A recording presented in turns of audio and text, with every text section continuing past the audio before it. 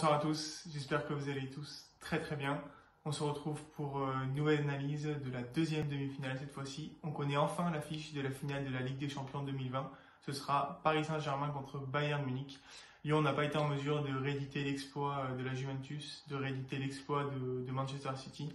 Ils sont tombés sur plus fort qu'eux et ils cèdent 3-0 contre le Bayern qui fait pour l'instant une très belle campagne. On va se demander comment le Bayern a dominé Lyon.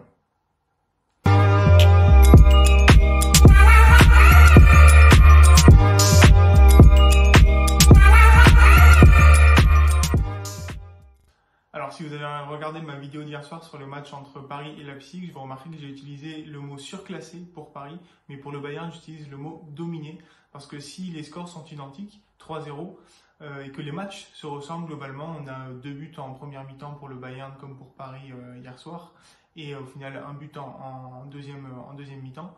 Les scénarios sont un petit peu différents. Autant lors du match PSG-Leipzig, on n'a pas vraiment senti que Leipzig pouvait poser des difficultés à Paris. Autant ce soir, on a vu que Lyon pouvait poser des problèmes et a posé des problèmes dans les 15-20 premières minutes à ce Bayern Munich, notamment en utilisant la profondeur. Au niveau des compositions, donc on a vu du classique entre guillemets, le 4-2-3-1 du Bayern Munich face au 3-5-2 de Garcia, avec des compositions qu'on avait vues en quart de finale, le Perisic qui a été préféré à Coman côté Bayern et Toko Ekambi qui a été préféré à Dembélé côté Lyon. Dans le style de jeu, c'était aussi quelque chose auquel on s'attendait. Lyon avait un bloc assez bas et se projetait très vite en contre-attaque, utilisait beaucoup la profondeur. De l'autre côté, on avait un Bayern qui alternait entre des pressings très hauts pour forcer Lopez à dégager loin devant. Et dans ce cas-là, Alaba et Boateng prenaient un peu le relais dans les airs pour récupérer le ballon. Ou alors des fois, ils avaient des phases où il y avait un bloc un peu plus bas pour pouvoir repartir très vite en contre-attaque, notamment sur les ailes avec Gnabry à droite. Ou alors Davis sur la gauche, le feu follet canadien. Donc à ce petit jeu-là, au début du match, on a eu 3 énormes occasions pour Lyon contre aucune pour le Bayern. Bayern qui a un peu eu du mal à se lancer, qui n'a peut-être pas l'habitude de voir la combativité, l'engagement dans les duels des Lyonnais. Et Lyon se retrouve avec 3 superbes occasions. Alors je reprends mes notes parce que voilà, c'est tout frais encore. On a 3 passes en profondeur avec une première pour Depay qui rate un peu son face-à-face. Je pense qu'il est un peu lent dans sa prise de décision, il regarde trop le ballon et donc il ne pense pas par exemple à lober Neuer, ou alors une fois qu'il a dépassé Neuer, il n'arrive pas forcément à bien repiquer son ballon dans l'axe. On a aussi Cornet sur la gauche qui est lancé dans le dos de Boateng, mais cette fois-ci Boateng arrive à revenir par 2 fois sur Cornet puis sur Aouar. Et enfin on a la plus grosse occasion avec Toko Ekambi qui est lancé sur la droite, encore une fois dans la profondeur, que ce soit dans les airs ou sur des passes au sol. Ils ont été pris, le défenseur du Bayern. Et Toko Ekambi cette fois rate un peu son contrôle à la fin, mais arrive à crocheter et à frapper, mais sur le poteau. Et donc en demi-finale de Ligue des Champions, quand tu as 2-3 occasions franches comme celle-là et que tu n'arrives pas à les mettre au fond, et qu'en plus tu affrontes une équipe expérimentée comme celle du Bayern Munich, souvent ça se paye. Et 2 minutes plus tard, on a eu la réponse. Kimmich qui fait un super match, qui lance Gnabry sur le côté droit. Et cette fois, Gnabry qui, au lieu de s'enfermer sur le côté droit, repique dans l'axe. Il n'est pas attaqué, Guimarães malheureusement l'a pas suivi. Et il arrive avec une super conduite de balle à slalomer un petit peu dans la défense de Lyon avant d'envoyer une énorme frappe, un énorme cachou dans la lucarne, un petit peu en dessous de la lucarne de Lopez qui peut rien faire.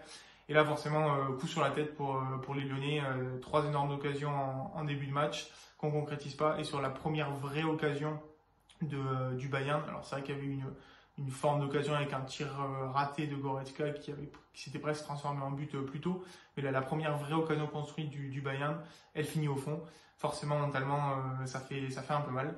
Et Lyon s'en remettra pas vraiment en première mi-temps en tout cas, puisque voilà, il faut 5-10 minutes où le Bayern va continuer à pousser avec d'autres occasions. On va notamment pouvoir avoir 2 gros arrêts de Lopez entre la 20e et la 30e minute. Et finalement, vers la 33e minute, c'est Gnabry qui va faire une nouvelle percée vers le centre cette fois. Sa percée va aspirer un petit peu Léo Dubois et donc libérer l'espace à gauche pour Perisic, qui est lancé parfaitement par Gnabry. Là, Perisic, il a tout le loisir de centrer fort en retrait, si on veut, dans la surface. Lewandowski se trouve complètement. Ça permet à Lopez de capter la balle, sauf que Gnabry, encore lui, a suivi. Et et marque un deuxième but. Gnabry, on va dire en 15 minutes, il a éteint un peu les espoirs des Lyonnais. Et la fin de la première mi-temps, on sent les Lyonnais qui sont marqués psychologiquement, même physiquement. Et pour moi, un indicateur de ça, ça va être la position de Cacré tout le long de cette première mi-temps. Jusqu'au premier but du Bayern, Cacré, il est positionné assez haut. Il vient faire le pressing, souvent avec les 2-3 attaquants de Lyon. Et en fin de première mi-temps, on va le retrouver très très bas, presque au niveau de la défense centrale. Signe quand même que Lyon n'a pas réussi à trouver la solution à partir de la 30e minute et s'est recroquevillé pour limiter la casse en première mi-temps. Et enfin, une dernière chose sur cette première mi-temps, on a noté Aouar et Guimarães qui malheureusement se sont un peu fait prendre par Alcantara et Goretzka. Ils n'ont pas soutenu la comparaison au milieu, ils n'ont pas été impactants. Et en début de deuxième mi-temps, on va voir deux changements, un de chaque côté, qui vont dans ce sens. D'un côté, on a Guimarães qui va être remplacé par Thiago Mendes. Et de l'autre, on va voir Boateng qui est remplacé par Souleux. Alors, est-ce que Boateng est préservé pour la finale? Est-ce qu'il a ressenti une gêne physique? Ou est-ce que, peut-être de mon point de vue, du fait qu'il a été pris souvent dans le dos, on met quelqu'un à sa place peut-être d'un peu plus rapide, même si Souleux, je suis pas vraiment forcément sûr qu'il soit beaucoup plus rapide que lui. En tout cas, voilà, il y a eu ce changement qui était assez étonnant. Et donc, comme pour Paris la veille, le Bayern se retrouve dans une phase de gestion qu'il sait très bien faire, notamment puisqu'en Bundesliga, ils ont eu beaucoup de matchs où ça a été le cas, ils ont dû gérer un score de 1, 2, 3, 4-0. Et on voit qu'ils auront alterné encore une fois entre le pressing haut pour faire dégager Lopez et récupérer la balle rapidement, ou le pressing bas pour souffler un petit peu et repartir en contre-attaque. Le Bayern va avoir l'occasion de faire le chaos avec une lancée de Perisic qui finalement va rater son duel avec Lopez sur un tir un peu trop tendre. Et ça va avoir le mérite de réveiller un petit peu les Lyonnais, puisque Cacré, on va remarquer qu'il sera repositionné plus haut au niveau du pressing et que Dembélé va rapidement remplacer Depay qui encore une fois ce soir était en difficulté. Donc avec ces changements, on va débuter aussi une partie un peu plus tactique entre les coachs qui est assez intéressante. Donc c'est intéressant parce que suite à l'entrée de Dembélé, on a deux belles actions pour Lyon. Une tête de Marcelo et ensuite le réveil d'Aouar qui lance une première fois Toko Ekambi en 1 contre 1 contre Neuer. Et là, Neuer fait une très belle sortie sur Toko Ekambi qui aurait peut-être, avec un peu plus d'expérience, pu faire mieux, peut-être piquer son ballon ou tenter un dribble. En tout cas, il rate son duel. Ça aurait pu permettre de relancer Lyon, mais voilà, Neuer a fait aussi une très belle sortie. Suite à ça, le Bayern qui était en difficulté à ce moment-là, faut pas l'oublier, fait rentrer Coman pour apporter de la vitesse et aussi le contrôle sur le ballon. Il fera une très belle rentrée et permettra de très belles actions. Suite à cette rentrée, on a Garcia qui fait lui rentrer Reine Adélaïde et Tété pour passer du coup plutôt dans une forme de 4-2-3-1, donc pour copier un petit peu le système du Bayern. Et enfin, Flip répondra en faisant rentrer et Pavard et Tolisso en fin de match pour sécuriser un petit peu le milieu de terrain et la défense du Bayern. Donc du reste, dans cette deuxième mi-temps qui pour moi était vraiment assez tactique et de gestion du Bayern, on pourra aussi noter qu'Aouar a fait une belle seconde mi-temps, donc au-delà de la passe pour Dembélé que j'ai cité, il aura fait un bon décalage aussi pour Dembélé, je crois, et un autre bon décalage pour Cherki qui rate un peu sa frappe, et aussi de très bons dribbles. C'est lui qui finit avec le plus grand nombre de dribbles pour les Lyonnais, avec 4 dribbles faits dans ce match. Malheureusement, c'est insuffisant pour Lyon qui manque d'efficacité et qui se fait punir finalement en fin de match sur une faute un peu anodine, coup franc tiré par Kimmich, déposé sur la tête de Lewandowski, qui a réussi à se sortir du marquage de Marcelo. Marcelo qui a été un peu naïf, je trouve, pour le coup. Il se fait prendre assez facilement par Lewandowski. Voilà, 85e minute, 3-0, le match est plié. Voilà, c'est la fin pour Lyon. C'est la fin, mais une fin honorable. Alors le score reflète pas forcément le match dans le sens où Lyon a peut-être eu plus d'occasions franches que le Bayern. Sauf que d'un côté, Lyon n'a pas eu de joueurs décisifs pour faire la différence.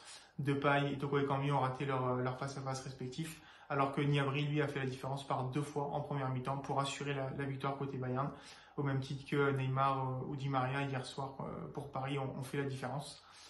Ce qu'on peut noter par contre, c'est que la copie du Bayern a été moins bonne ce soir que contre le Barça. Alors ça peut venir du Bayern, mais je pense aussi que ça vient de l'adversaire. Autant Barcelone en fin de cycle était complètement au bout du rouleau, autant Lyon a proposé une vraie résistance. Et ça se voit dans les stats, puisque notamment on a Alcantara qui a fait 6 tacles pendant le match. Kimmich en a fait 3 également. Et quand on regarde côté lyonnais, il y a au moins 5 joueurs qui ont fait 2 dribbles ou plus, alors qu'il n'y a aucun joueur du Bayern qui a fait 2 dribbles. Donc voilà, Lyon a quand même posé des problèmes offensivement, mais il a manqué d'efficacité à la fin du match. Donc je vais maintenant vous présenter mes tops et mes flops. Comme d'habitude, je vais essayer de faire 3 et 3 cette fois. Donc au niveau des tops, forcément, Gnabry, c'est lui le détonateur du Bayern. Il marque 2 buts et il est à l'initiative des 2 buts. Sur le premier, c'est lui qui fait tout. Sur le deuxième, c'est lui qui lance d'abord Perisic, ensuite pour le centre. Super match de sa part. Je mettrai aussi Kimmich, 2 passes décisives, notamment le coup franc en fin de match qui est déposé sur la tête de Lewandowski. Et enfin, Alcantara qui fait 6 tacles dans le match, a été omniprésent au milieu. Il est très précieux pour le Bayern. J'aurais aussi pu parler un peu plus de Lewandowski qui a fait un très bon rôle de fixation. Et côté lyonnais, j'aurais pu parler de Cacré qui pour moi, au vu de son jeune âge, a fait un très bon match. Alors tout n'a pas été parfait, mais il a fait des interceptions, il a tenté des passes casse-lignes, il a fait des dribbles, il a fait des tacles. Voilà, au vu de son âge, vraiment un bon match de sa part. Au niveau des flops, malheureusement, je suis obligé de mettre un peu les joueurs offensifs, Toko Ekambi et Depay, qui ratent leur face-à-face. Toko Ekambi qui a été très actif, alors que Depay, lui, a pas forcément pu apporter grand-chose. Il revient de blessure, malheureusement.